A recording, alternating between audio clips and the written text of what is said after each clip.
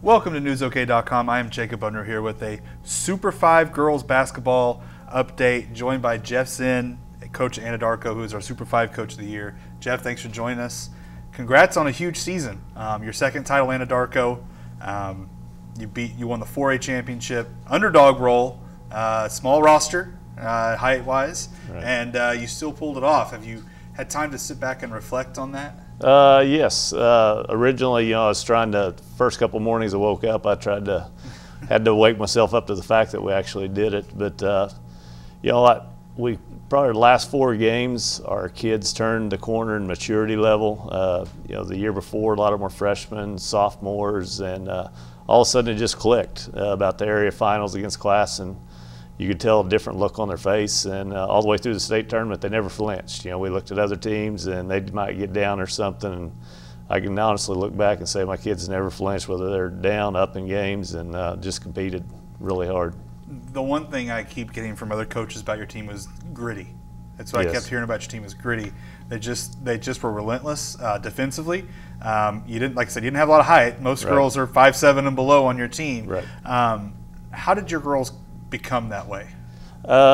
We practice that way, and I think one of the kids is saying that the worst time of year is when we maybe have an off game and we have 3 straight days of practice, and it's a testament to girls that they can go fight against each other. We were 10 deep as far as in practice, so we could divide up.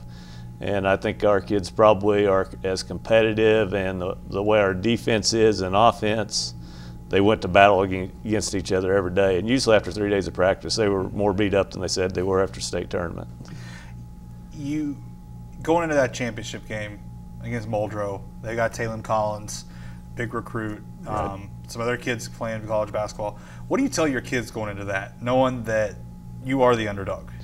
I don't think they felt they were the underdog. I think when we got to that point, we were going to do everything we possibly could.